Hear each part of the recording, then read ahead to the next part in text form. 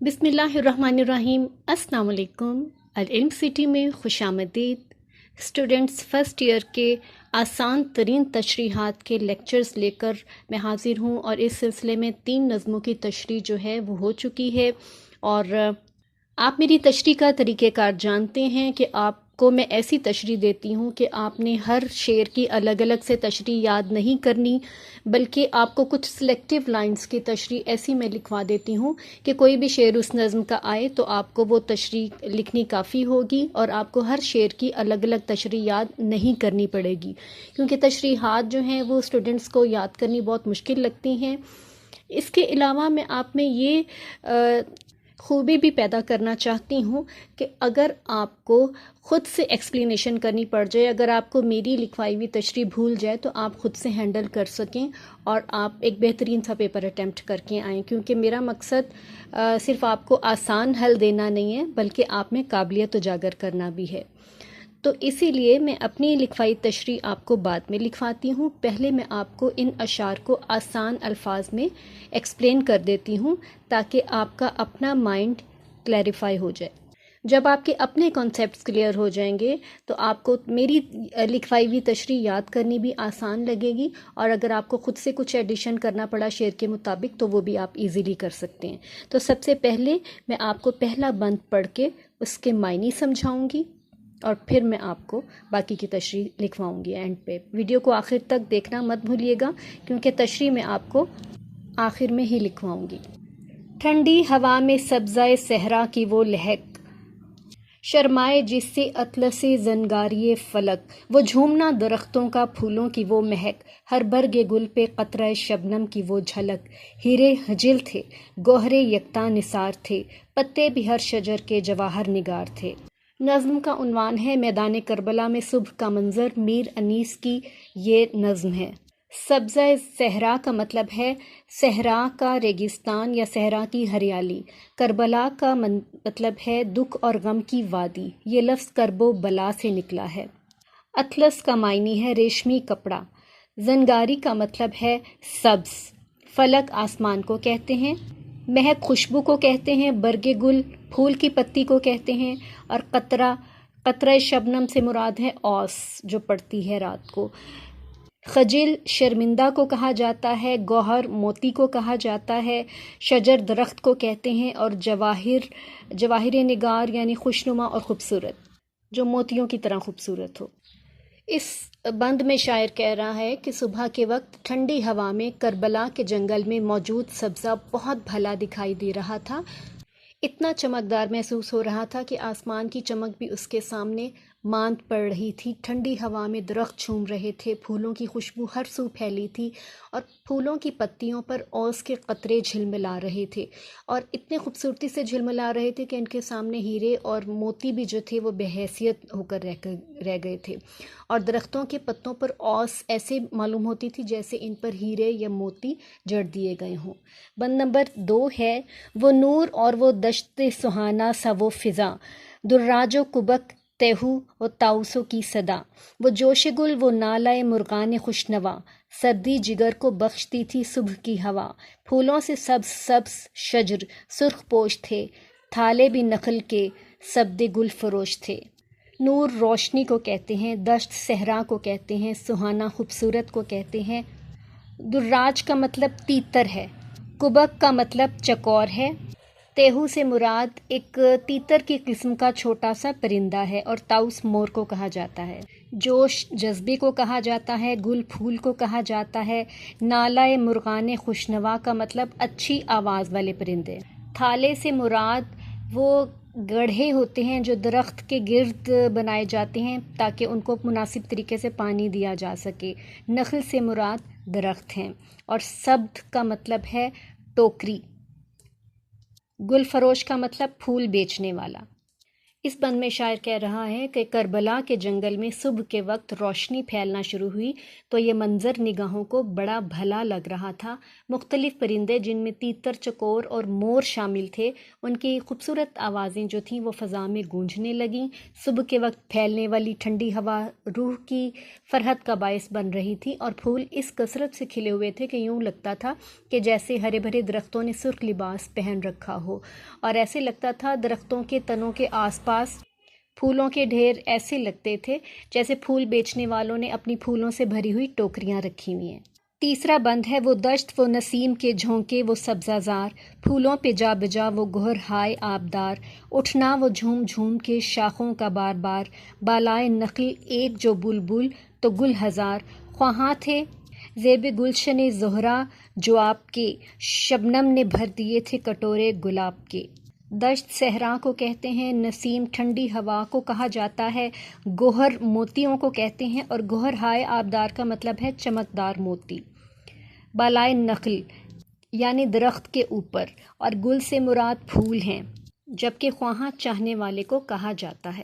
اور اس بند میں شاعر کہہ رہے ہیں کہ کربلا کے جنگل میں صبح کے وقت ٹھنڈی ہوا چل رہی تھی، پھولوں پہ جگہ جگہ چمکدار موتی جھلملا رہے تھے، درختوں کی شاخیں جھوم رہی تھیں، اور پھول اس کثرت سے کھلے ہوئے تھے کہ اگر کسی درخت پر ایک بلبل تھی تو ہزاروں پھول کھلے ہوئے تھے۔ خاندان بطول یعنی حضرت فاطمہ کے افراد کی پیاس کو دیکھ کر اوس جو تھی وہ گلاب کے پھولوں کے کٹوروں میں جمع ہو گئی تھی کہ شاید اس سے پیاسوں کی پیاس بجھ جائے۔ چوتھا بند ہے وہ قمریوں کا چار طرف سرو کے ہجوم، کوکو کا شور نالۂ حق سرہ کی دھوم، سبحان ربنا کی صدا تھی العلوم، جاری تھے وہ جو ان کی عبادت کے تھے رسوم، کچھ گل فقط نہ کرتے تھے رب اعلیٰ کی مدح، ہر خار کو بھی نوکے زباں تھی خدا کی مدح۔ قمری ایک طرح کے پرندے کو کہا جاتا ہے۔ نالۂ حق سرہ کی کا مطلب ہے کہ اس کا راز سچ ہے، یعنی اللہ تعالیٰ کی ذات سچی ذات ہے۔ سبحان ربنا کا مطلب ہے کہ ہم پاک ہے ہمارا رب۔ العموم کا مطلب ہے عام طور پر۔ رب اعلیٰ کا مطلب ہے اللہ تعالیٰ، مدح جو ہے تعریف کو کہا جاتا ہے، خار کانٹوں کو کہا جاتا ہے۔ اس بند میں شاعر کہہ رہے ہیں کہ صبح کے وقت سرو کے پودے کی اطراف میں قمریوں کا جو جھنڈ ہے یا غول ہے وہ دکھائی دیتا ہے، جن کی کوکو کی آوازیں سن کر ایسے لگتا ہے جیسے وہ بارگاہ الہی میں آہوزاری کر رہی ہوں، اور حق کے سرہ کی آوازیں گونج رہی تھیں، ہر طرف اللہ کی پاکی اور اس کی عظمت کی صدائیں بلند ہو رہی تھیں۔ ایسے محسوس ہوتا تھا جیسے پرندے اپنے اپنے انداز میں اللہ کی عبادت کر رہے ہیں، صرف پھول ہی اللہ کی تعریف نہیں کر رہے تھے بلکہ ایسے لگتا تھا کہ کانٹوں کو بھی زبان عطا کر دی گئی ہے اور وہ بھی اللہ کی تعریف میں مصروف ہیں۔ ہمارا پانچواں اور آخری بند ہے، چیونٹی بھی ہاتھ اٹھا کے یہ کہتی تھی بار بار، اے دانہ کش ضعیفوں کے رازق تیرے نثار، یا حیو یا قدیر کی تھی ہر طرف پکار، تسبیح تھی کہیں کہیں تحلیل کردگار، طائر ہوا میں مست، ہرن سبزہ زار میں، جنگل کے شیر گونج رہے تھے کچار میں۔ دانہ کش محنتی کو کہا جاتا ہے، نثار قربان کو کہا جاتا ہے، اور تحلیل لا الہ الا اللہ پڑھنے کو کہا جاتا ہے، طائر پرندے کو کہا جاتا ہے، اور کچھار وہ جگہ ہے جہاں شیر رہتے ہیں۔ اس پانچویں اور آخری بند کا مطلب ہے کہ صبح کے وقت چیونٹی بارگاہ خداوندی میں ہاتھ اٹھا کر یہ کہتی دکھائی دیتی تھی کہ پالنے والے تیرے قربان جائیے کہ تو کمزوروں کو بھی رزق عطا کرتا ہے۔ ہر طرف سے اللہ تعالیٰ کی قدرت کاملہ کا اقرار کیا جا رہا تھا، کہیں اللہ کی پاکی بیان کی جا رہی ہے اور کہیں اس کی وحدانیت بیان کی جا رہی ہے۔ ہر کوئی اپنے اپنے طریقے سے اللہ کی عظمت بیان کر رہا ہے، ہر جاندار۔ پرندے فضاؤں میں اڑ کر، ہرن اپنے میدانوں میں، شیر اپنے کچھار میں اللہ کی عظمت کا بیان کر رہے تھے۔ اسٹوڈنٹس، یہ تو تھی آسان کر کے آپ کے کلیریفائی کرنے کے لیے تشریح، جو میں نے آپ کو اشعار کو مطلب سمجھانے کے لیے اور آپ کے ذہن میں کانسیپٹ کلیئر کرنے کے لیے آپ کو آسان کر کے بتائی۔ ایک بار آپ نے اس کو توجہ سے سن لیا اگر ایک بار، تو پھر آپ کو بہت زیادہ محنت نہیں کرنی پڑے گی تشریح یاد کرنے میں۔ اب میں آپ کو اپنے طریقے سے تشریح بتا رہی ہوں، یعنی وہ سلیکٹڈ الفاظ لکھوانے لگی ہوں، وہ سلیکٹڈ تشریح لکھواؤں گی جس سے یاد کرنا کافی ہوگا، اور آپ کو ہر شعر کی الگ الگ تشریح نہیں لکھنی پڑے گی۔ पेपर का पैटर्न आप लोग जानते हैं कि आपको एक नज़म में से 2 अशार दिए जाएंगे, एक ही नज़म में से, क्योंकि 2 अशार लिए जाते हैं, इसलिए मैट्रिक वाले तरीक़ेकार से थोड़ा डिफरेंट तरीका होगा हमारा।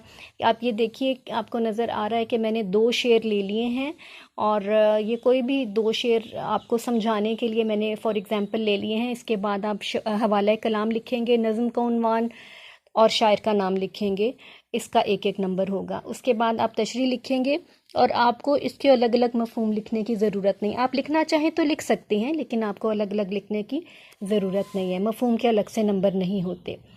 मीर अनीस, अब आप इसको नोट डाउन कर लीजिए जो मैं पढ़ने लगी हूँ अपने नोट्स में।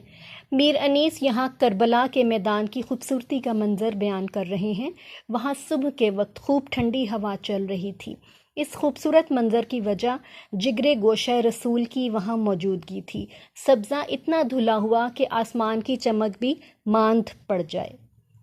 फूलों की महक, पत्तों पे शबनम के कतरे, हर तरफ परिंदों के चहचहाने की आवाज़ें, और फूलों की बहार की बदौलत सब्ज़े का सुर्ख लिबास ऐसे दिलफरेब मनाजिर हैं जिनमें इंसान खोकर रह जाता है।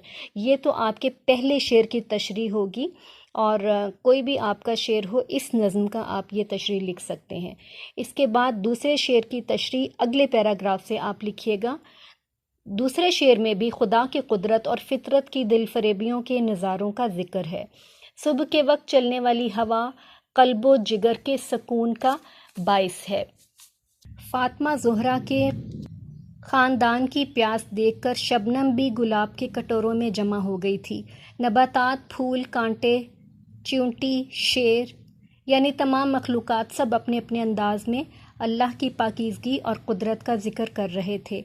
मीर अनीस की शायरी का अंदाज़ बयान अपनी मिसाल आप है। वो मंज़र निगारी इस अंदाज से करते हैं कि पढ़ने वाले की आँखों के सामने सारा मंज़र वाज़े हो जाता है, और हम करबला के नखलिस्तान में ख़ुद को मौजूद पाते हैं। इसके बाद आप इजाफ़ी शेर लिखकर तशरीह का इख्तिताम कर दीजिएगा।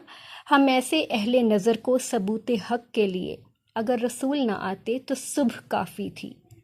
ये सुबह की खूबसूरती के लिए ये एक इजाफ़ी शेर बयान करने के लिए मैंने यहाँ पे शामिल किया है, क्योंकि बेसिकली इस नज़्म में मैदान करबला में सुबह का मंज़र ही पे बात की गई है, इसलिए जो मैंने इजाफ़ी शेर लिया है वो भी सुबह के टॉपिक पर ही लिया है। मुझे यकीन है कि आपने तशरीह नोट भी कर ली होगी। मुझे बताना बिल्कुल मत भूलिएगा कि ये आपकी तशरीह आपके लिए कितना हेल्पफुल साबित हुई, कितना आपके काम को आसान किया है, आपकी तशरीह याद करने के बर्डन को कम किया है। ज़ाहिर है कि जहाँ आपको जितने भी अशार इस नज़्म में थे, बंद तो 5 थे लेकिन अशार 15 थे, और हर शेर की अगर आप अलग अलग तशरीह याद करते तो आपके लिए 15 तशरीहात सिर्फ इसी एक नज़्म से आपको याद करनी पड़नी थी, और मैंने आपका जो काम है वो लेस करके आपको सिर्फ 2 तशरीहात 2 पैराग्राफ्स पर आपका काम जो है प्रिसाइज़ कर दिया है। तो इतना मुख्तसर काम यकीनन आपके बर्डन को कम करेगा। आप लोग वीडियो को लाइक और शेयर करना मत भूलिएगा, और मुझे ज़रूर बताइएगा कि मज़ीद किस तरह की गाइडलाइन की आपको ज़रूरत है। अपना बहुत ख्याल रखिएगा। मिलते हैं नेक्स्ट लेक्चर में। अल्लाह हाफ़िज़।